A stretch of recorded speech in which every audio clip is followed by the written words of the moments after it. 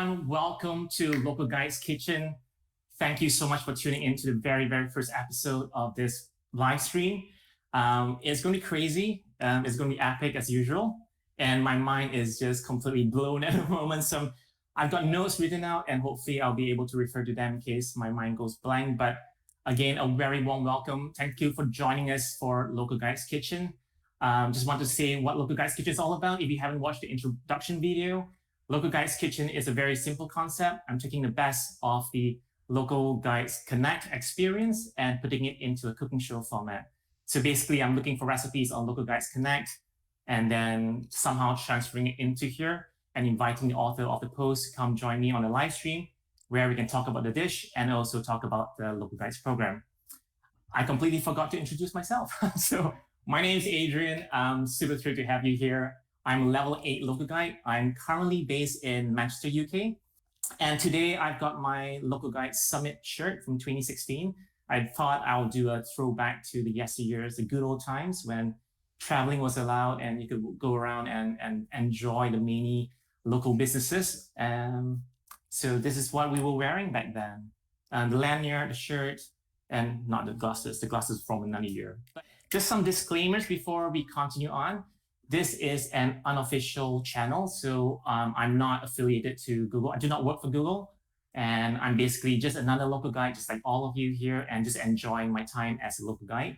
And I'm just super passionate about the program, and I like to do really weird stuff like this and try to make some interesting ideas for the community to join in and participate. I can see quite a lot of people in the chat, so that's really nice. Just saying a hi to chat. I got screens all around as well, so I keep looking around. But we've got quite a number of the Connect moderators on the chat room. So hi, a quick hi to Nyai, Sylvie, Feliciana, Jan. Jerome is there as well.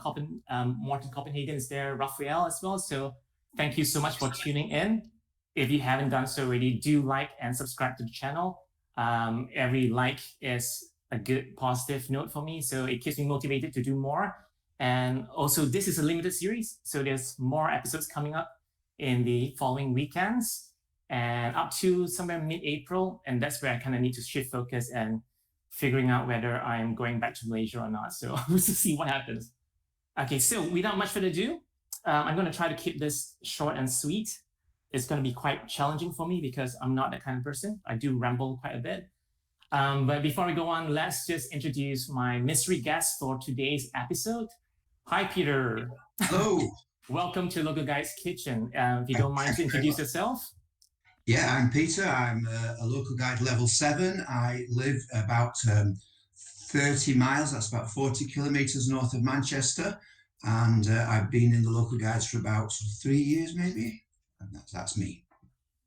Fantastic. It's nice to be here, part of your first effort. It's nice to be here, part of this first event. So just briefly, some people might know where London is in terms of where it is in the UK, but they may not know where, actually a lot of people don't really know where Manchester is. They've heard of the name, but they don't know where Manchester is. So could you just explain where Manchester, Clitheroe, and London is located in the UK? Indeed. As most people know, London's in the south of England, and Manchester is about 200 miles. That's about 350 kilometres north of that, in the centre of the UK, but about 2/3 of the way, 3/4 of the way up England itself. That's Manchester, and it's a fairly big city. I'm in Clitheroe, which is a small rural town of 15,000 people, and that's another 40 kilometres north of Manchester. It's a very small village, a very small town. So. It's funny because you call Manchester a fairly big city, and I think it's actually quite small because I can walk from one end of the city center to the other end in under an hour. So it really suits me in that sense. I get to visit all the cafes and restaurants quite easily by just walking around. So, but for me, it's the big city, which is the sort of gravitational place from the small villages and towns around. So. Yeah. Thank you so much for being part of the Manchester Local Guides group as well. You've been very active in the past years to join us in our events and our meetups and things like that. And you are quite a bit of a distance away. So I do thank you so much for all that. You're welcome. And today, again, you've kindly joined me for the very first program. I've asked around, and some people have said yes, but nobody have ever said yes to the first episode. So I'm just I a don't mug. know what. So so I did some arm twisting there to make sure that I could get you here on the first episode. So thank you so much for that. So what are we cooking for today? Could you introduce your dish? I'll introduce my dishes. I've been doing a series of articles about Lancashire, which is my home county and where Manchester is. And one of the articles was Lancashire Parkin, which is a very simple gingerbread sort of cake. And that's what we're making today. Before we get into the nitty gritty of the cake itself and the history behind it, let's just go through the ingredients that we need for today's recipe. Okie dokie. Well, the recipe's online in my article, and it's one that my family's used for a long time. You'll need 150 grams of syrup. You're actually doing half measures of my original recipe. So you need 150 grams of syrup. There it is in the pan. 60 grams of butter. 60 grams of sugar. About 110 grams of wholemeal flour. And another 110 grams of porridge oats. And for some more dry ingredients, the flavour, you'll need a teaspoonful of dried ginger, ground dried ginger, and a very small amount of bicarbonate of soda, about a quarter of a teaspoon. And then you'll need 75 ml of milk. Cool, awesome. All you need. You can see how simple it is. It is. It sounds fairly healthy with the oats and the wholemeal flour. But then you look at the sugar and the syrup and you go, holy moly, that's a lot. So carbohydrates on the stick. Yes, and it's my very first time kind of using wholemeal flour as well. So I wasn't familiar with it.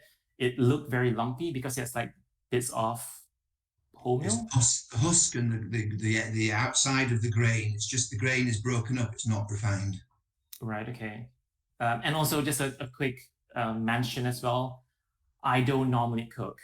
So a lot of things are really new to me and I need to get my head around new terminologies and stuff like that. I do like cooking, but I cook very simple stir fries, very cliche Asian stuff. So, but even those things, I don't use recipes. I just kind of make it up along the way. So I am actually not very good at following recipes. I'm always very cautious about that. And I also don't really use the oven much. Ovens don't really feature a lot in Asian cooking. And also we don't have ovens back home. It's always just a wok, quick stir fries and stuff like that. So a lot of things are new. A lot of things are new. It's weird because I'm a gadgety person and you would think that I'll get my head around pressing the buttons, but I'm like, I have no idea what I'm doing. Right, okay, so back to the cooking the parking. It rhymes. What is my first thing I need to do? Because I can't remember. Before you do anything else, you need to switch your oven on. So you need to use your technical gadgety fingers and turn the oven on, getting it ready. 180 degrees centigrade. Okay. Let me just work out. Okay, yeah. Uh-huh. Okay, yeah. Sorry, just making sure there's nothing happening. And timer. No, I don't need the timer yet. No, you don't need the timer yet, no. Okay, that's warming up. That's warming up. And the second thing you need to do before we start mixing the ingredients... Wait, do I get a medal for that? Because that was absolutely really hard. You get another Local Guide Star oven manager. Can I get a guiding star for that? You can get a guiding star, an oven star. You need to get your baking tray, a small baking tray. So you use a baking tin, but I am actually going to use a silicone mold. Okay. Traditionally, we use a baking tin and then line it with baking paper, but your silicone mold's very high tech, and you need to grease it. Yeah, I was reading up on this. This is a new thing that I just bought, and I figured that it was easier to wash and easier to use, and it's just a little bit funkier, and hopefully I don't get any. Well, silicone should be a very inactive material, so it should be safe. Well, it is safe to be used for cooking. And we'll see how the parkin turns out when it comes out of it. You need to grease that with butter all over so the parkin does eventually come out of it. Yeah, I'm just going to move some of the decorations away so that I'm like, it's not getting in the way. And also I have a cat in the house, so if she happens to hop on the table, it's perfectly clean. Her paws are like whatever. Anyway, but she's sat in a little basket at the moment, so she's been good. So I need butter to grease the pot thingamajig. Grease it in, yes. Okay, some people use the fingers. I got this fancy little brush thingamajig. Kitchen paper. You can also use kitchen paper. Okay, grease smooth paper or something. A grease. No, you just put the butter on the paper and then grease it. Oh, right. Okay, I get it. With a sticky paper. So tell us a little bit more about Parkin. Is there a history to the name of the dish? I looked everywhere to try and find out where the name came from, and no one anywhere seems to know. So it must have derived somewhere, but I don't know where it comes from, and nobody else seems to know where the name comes from. I wonder if anybody in the live audience would know. Hi, Julian from Singapore. Hey, sorry, I just saw your name there. So if anybody in the live chat, people watching this know where the name Parkin comes from, feel free to chime in. It's very much a Northern English dish. It's not even really well known in the south of England. So people in London, unless they're Northern expats, won't really know much about Parkin. Oh, okay. So there's no, it's oats. So is it not dissimilar to an oat cake? It's oats and flour. It's very similar to an oat cake in some ways, but it's also very different in that it's traditionally Northern and there's not much else like it. It could be compared to gingerbread, couldn't it? It's similar to gingerbread. I have no idea. I haven't tasted Parkin before. So hopefully by the end of today, you'll have tasted Parkin. You'll enjoy it. So the weird thing is I've been in the UK for since 2000, and I actually haven't heard of Parkin ever. And you've actually lived in Manchester for most of those years. And 15 years in Manchester, yeah. And you've never heard of Parkin. I can only blame the Manchester local guys for never introducing this amazing dish to me. So not my fault. Well, here you are. One local guide has introduced you to Parkin. There's actually, if you live on the east side of the country in Yorkshire, there's a different sort of Parkin, but we have a golden Parkin in the Lancashire side. Right. So I'm going to put that to the side. That's all greased up. And all greased. What do you need? Oh, so in that butter, pan, put the butter. Okay. And the sugar. Sorry, it's stuck to the bowl. Butter. And the sugar. Sugar. Yeah. And that's it. That's it in there. Now you need to turn your pan on and heat it gently until the butter melts. You're making a buttery syrupy liquid. That isn't very healthy at this point in time. It's not healthy at all, but it's very tasty. Yeah, so what I've done with the butter as well, I've cut it up into smaller cubes. So I think that should help to melt faster and whatever it is. So, okay. Okay. So in Lancashire, we tend to use golden syrup, and I'll tell you a little bit why we use that later. But in Yorkshire, they tend to use dark treacly syrup. So there's a slight difference in Parkin there, and you get a very dark Parkin in Yorkshire. Right, okay. Right. In the bowl, you need to mix the dry ingredients. So in that bowl, you put all your oats. Okay. And your flour. And the small amount of ginger. Now, the recipe actually says 1 teaspoonful, but I actually use a little bit extra ginger because I like a very gingery taste. So the ginger. So I follow your recommendation. I've added extra ginger in there. Yeah, to make it slightly hotter, and the bicarb of soda as well. Okay. And the milk. Oh, right. Put the milk in there. The whole lot. All the milk in there, yeah. And then you just mix those up, and the oats will absorb the milk until it's an even consistency. Just use your best mixing technique there. This is the bit that I really don't like when it comes to cooking, because the boring, mundane. It's laborious. It's really working the muscles. My muscles are normally doing this on the keyboard or playing video games. This is just a motion that is completely foreign to me. Just a quick hi to the folks in the live chat as well. How many people have we got in the live chat? I think we've got 16 viewers. Yay, Oh, wow. 16. You got 16 viewers. The world's best 16. Exactly. Hi, Jan. And hi, Adam. Adam's from Australia is here as well. Sagir is here. It is awesome. Jane is here. Hi, Jane. Hi, Jan. I can't remember who else you said. Sagir and Adam. Hi, Sagir and Adam. I can't see the live chat. I've just word for. So we know Jane and Jan from Euro Meetup in 2019. 2019 it was.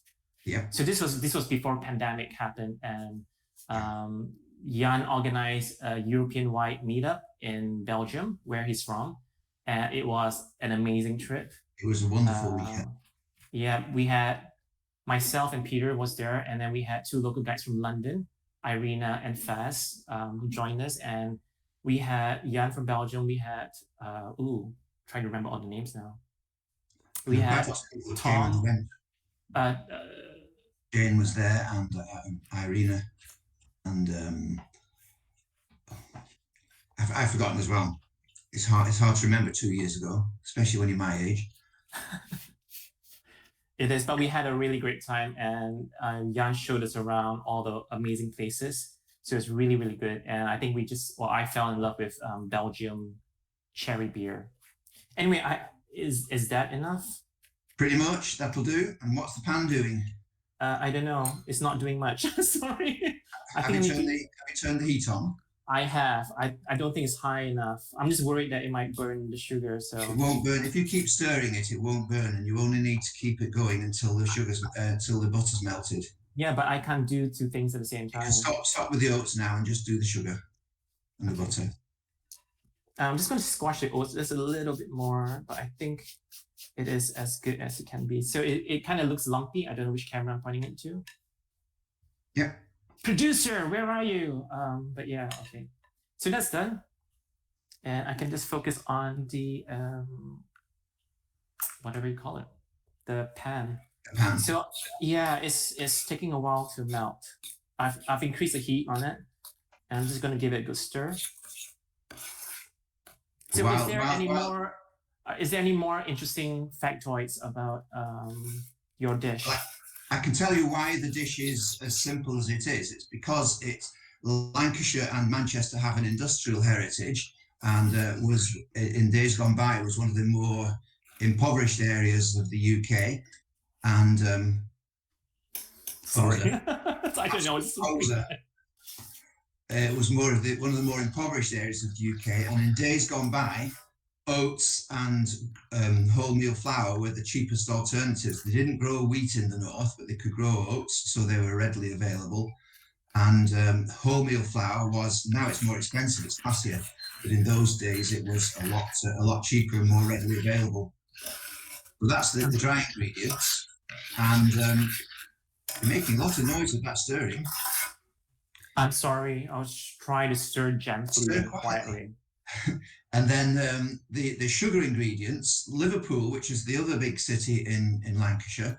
Liverpool was a city at one end of the transatlantic trade, with the cotton coming across from America and the sugar cane coming across. And all the big sugar refineries were in Liverpool. One called Tate, which is now Tate and Lyle, was at Liverpool, and they refined the sugar, and the syrup that you're using was the end product, one of the byproducts of refining sugar. And so it was easily used. There we are, that's Lyle's golden syrup.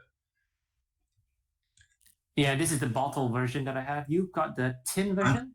I've got the tin version here. Yeah, because the tin is more the traditional one, and then I found a squeezy bottle one. An interesting factoid about this tin, according to the Guinness World Book of Records, this tin is the world's oldest unchanged brand packaging. Exactly the same since 1896, but it might have been 1880. The world's oldest unchanged brand packaging. You mean that specific tin that you have? This tin's been in my cupboard since the 1800s, yes. Wow. When you were very young, I presume. When I was a young boy, yes.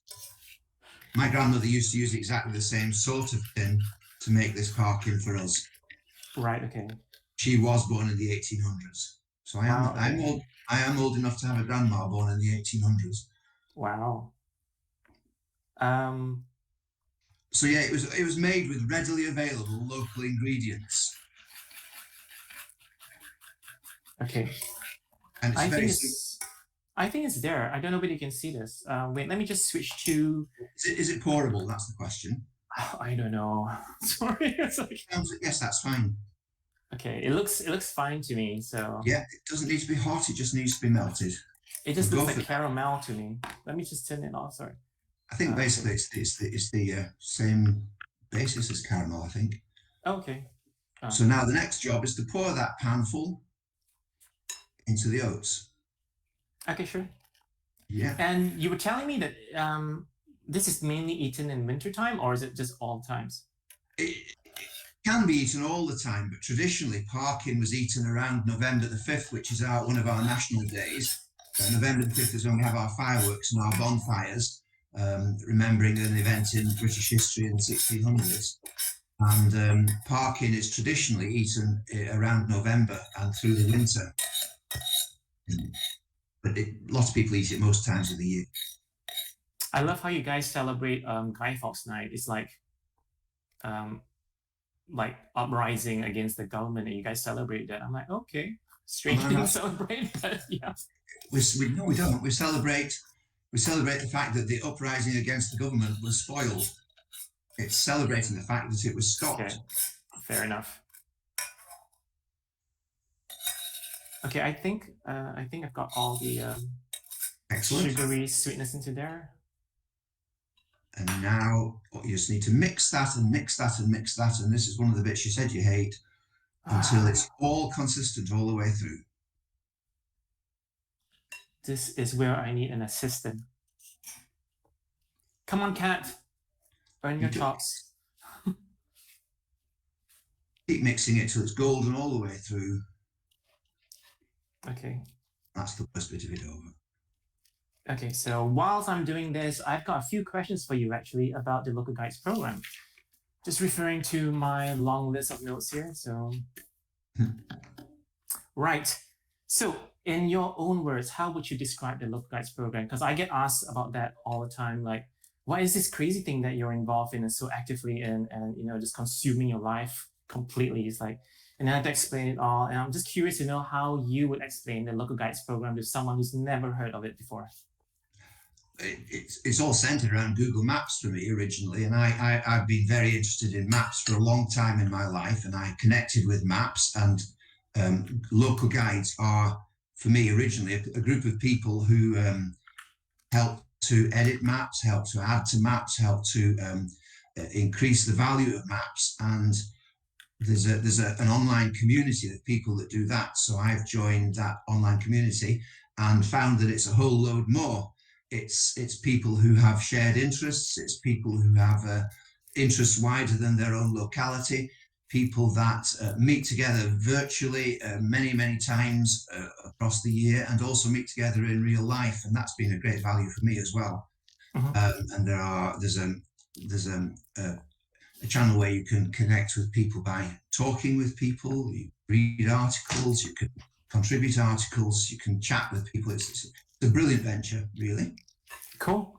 And it's centered around the Google Maps app because everything is kind of focused on getting information onto Google Maps and making sure it's accurate.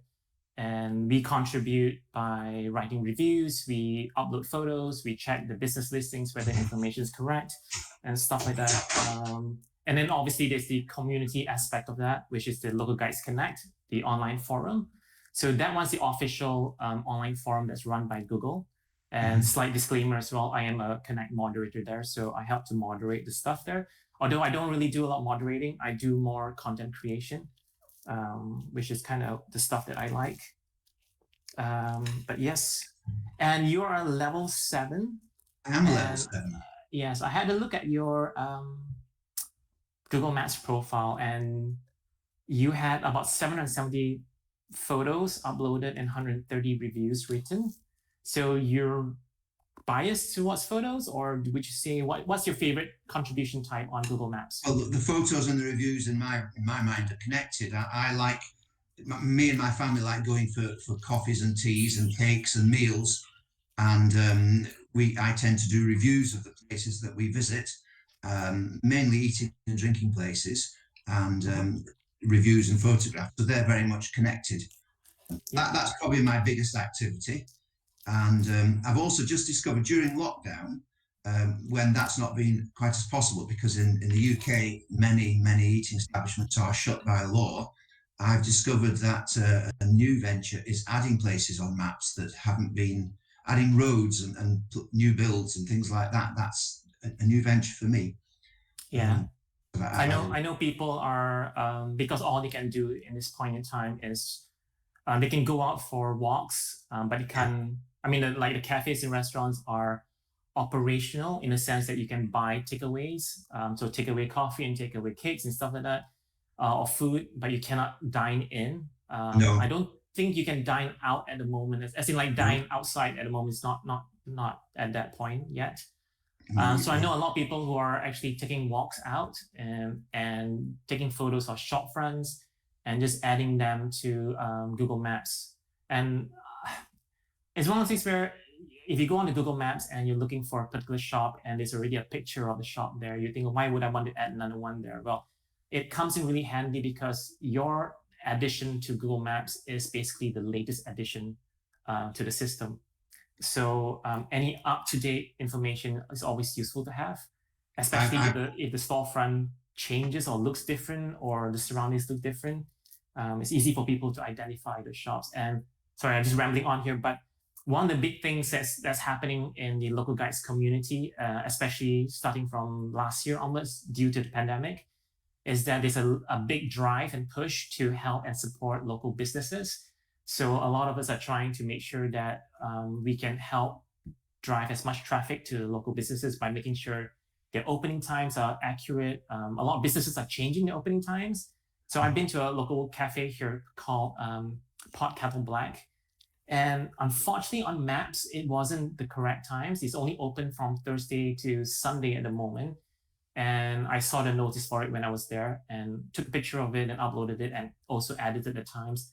It's still waiting for approval, but hopefully that will go through and will stop people like me from going there at the wrong times. So I think this thing is ready. I'm just going to show you how it looks like. Wrong camera.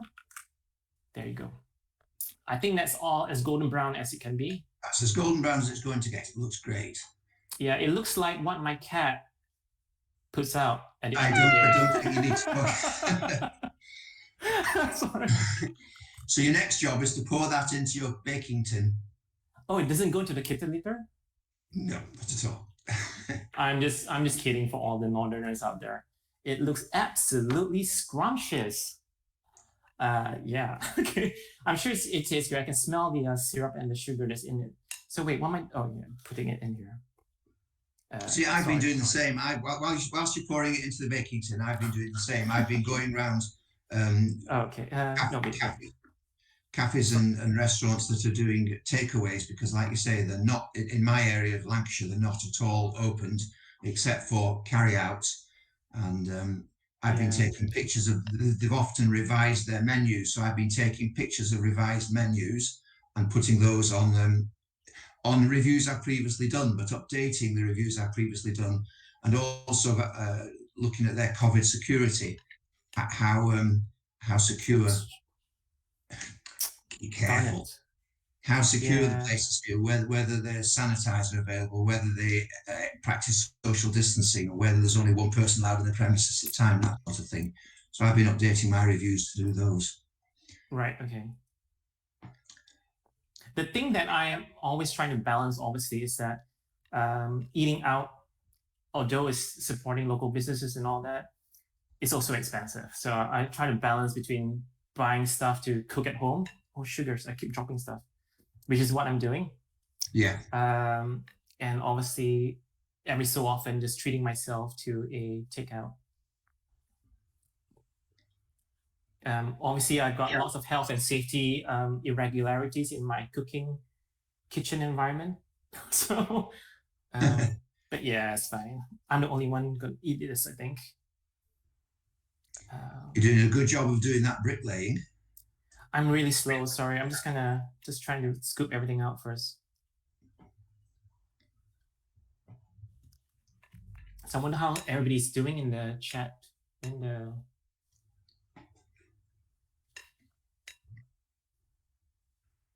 Oh wait, there's a question here from Lucas Green, a level 5 local guide from Stoke-on-Trent. All right. He says, "How have you?"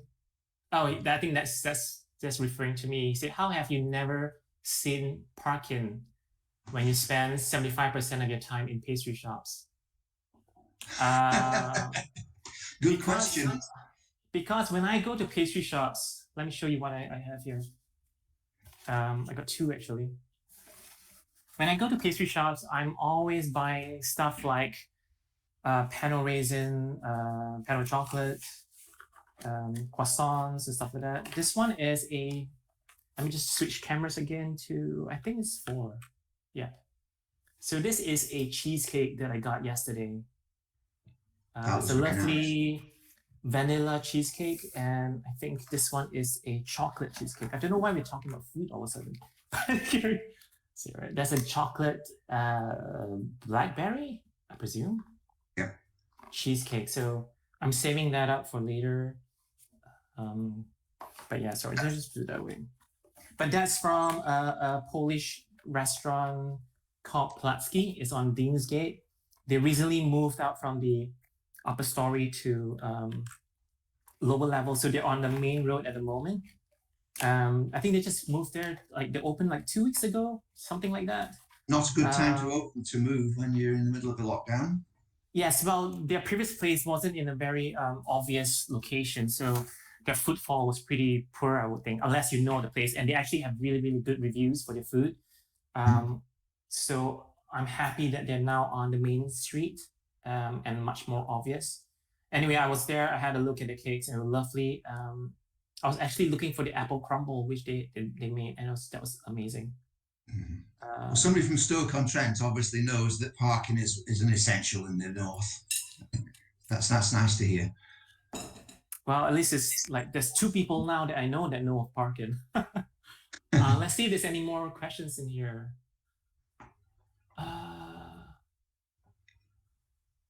Jerome was saying that I suspect that Adrian is a closet Parkin eater. No, I've never. It looks too healthy for me. That's the thing. I know, it's not very healthy. It does have a lot of sugar in it, I have to say. Can you reduce the sugar amount in here, or will that just change the recipe too much? That's a very good question. I don't know. That's something we can experiment with, but I have no idea what would happen if you tried to reduce the sugar, except it would taste different and it wouldn't taste. Yeah, it's really hard to gauge. It's really hard to gauge how much sugar is needed sometimes, because when you take away too much, it just goes really weird. And sometimes the consistency or the texture or something just goes weird. Yeah. I don't know. Another thing that I need to remind myself all the time is to keep smiling. Apparently, my friend from high school days, he was studying in Imperial College. Just a shout out. Anyway, I went down to visit him. I was in Leeds University. That was my first year. It was in 2000. I was in Christmas time. I went down to see him.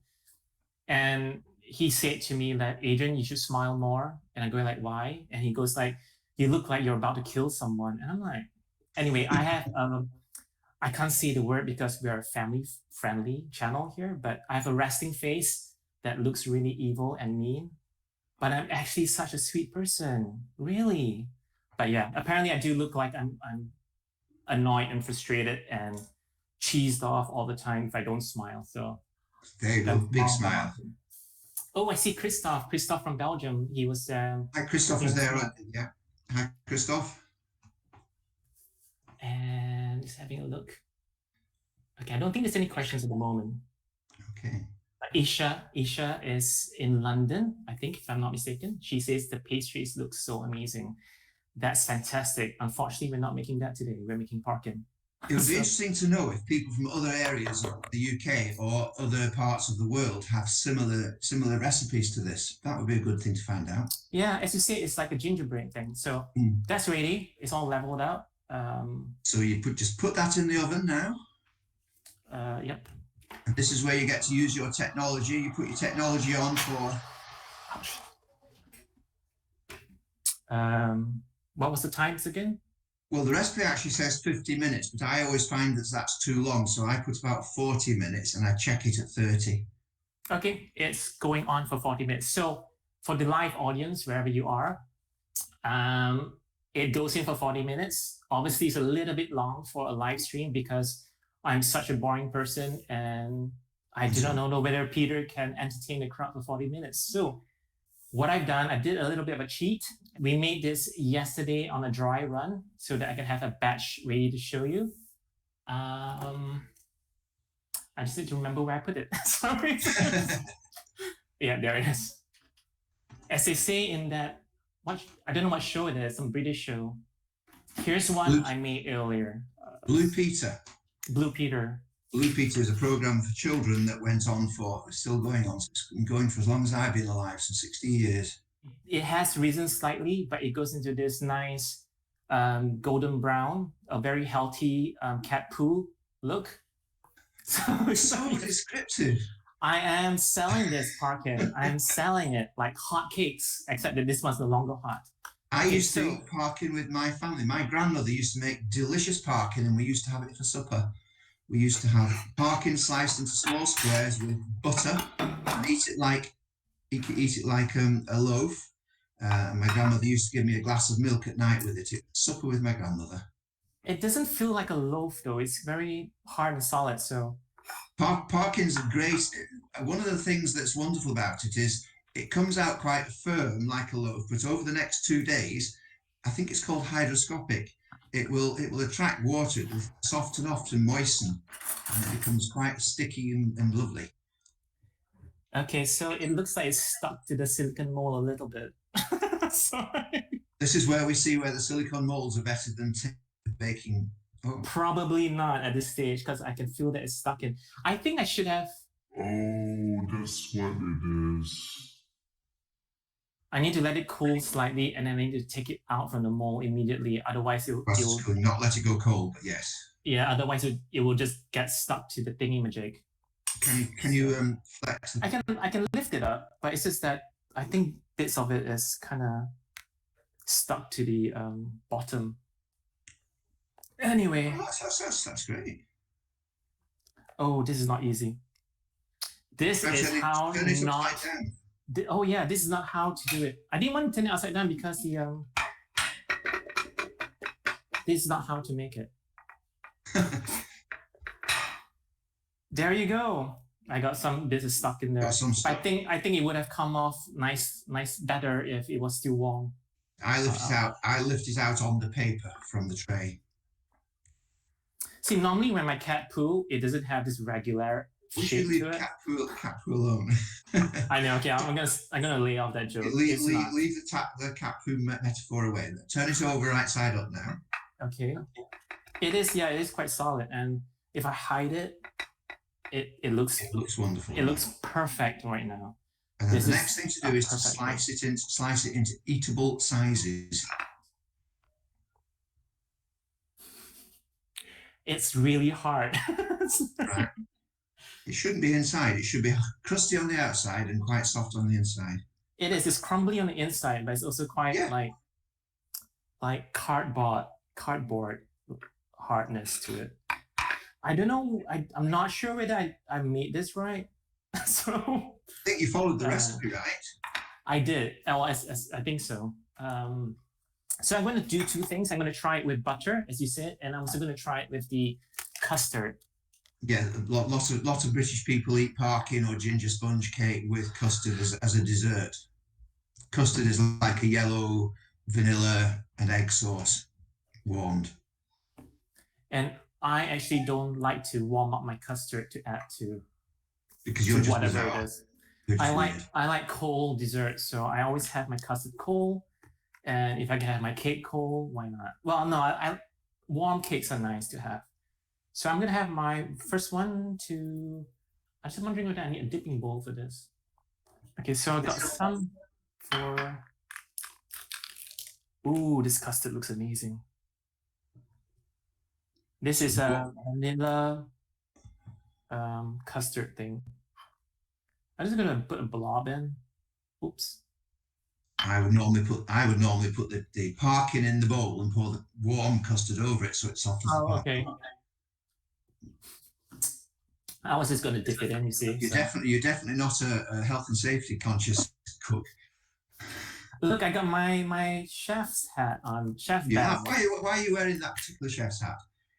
Well, I decided that for this Local Guides Kitchen series, I was just gonna dress myself up slightly different. So I got my morning hair, and I got this sweatband on, and maybe it makes me look a little more exercise healthy person. I don't think so, but is this something different? And I just wanted to differentiate it from my normal videos that I do on the golocopodcast channel stuff. So it's just something different. Yeah. Make a suggestion. Try a bit that's not the end crust for the first time. Don't eat the very end of it. Eat the next bit in. Slice yourself. Because it's too hard, it might break my teeth. You were suggesting that it felt like cardboard. So if you'd like to eat a slice that hasn't got cardboard all around it first, and then use the end piece with the custard. That's it. This looks like perfect insulation material that you put between the walls. You are so critical. I think we should ban you from Lancashire. Sorry. Okay, you completely banned from Lancashire.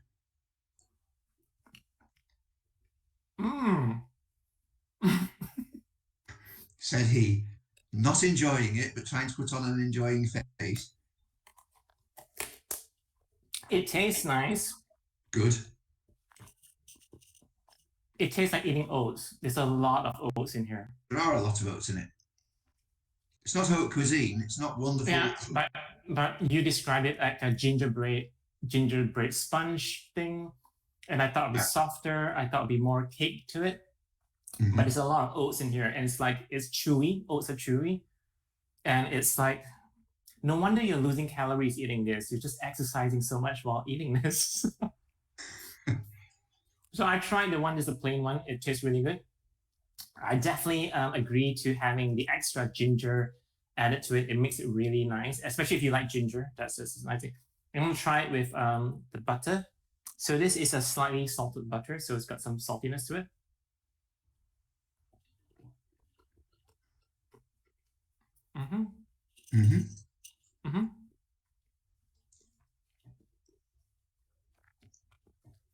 It's definitely nicer, I think, if it was warmer.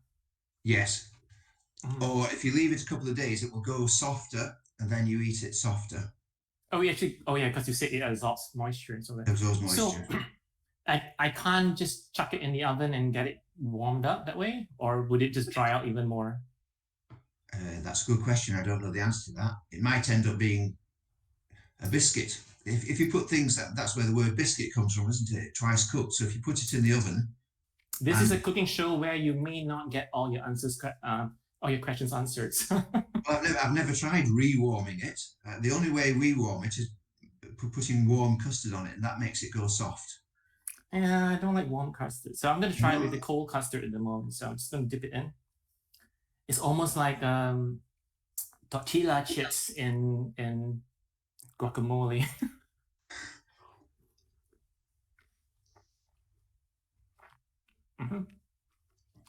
Definitely nicer with the custard. Yes. So now you have to work your way through 2 whole Parkin loaves, one that you've got in front of you and one that you've got in the oven at the moment. Yeah, I think the custard adds the moisture that I needed to kind of with this thing. Otherwise, it's a bit too dry for me. But I don't know. Maybe some people would like it as it is. I really shouldn't be eating this while talking.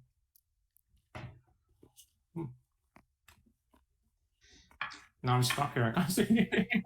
So what you have to do now is go to the end of my article on Connect and make a comment about Parkin and the way you cooked it and what your thoughts of it are.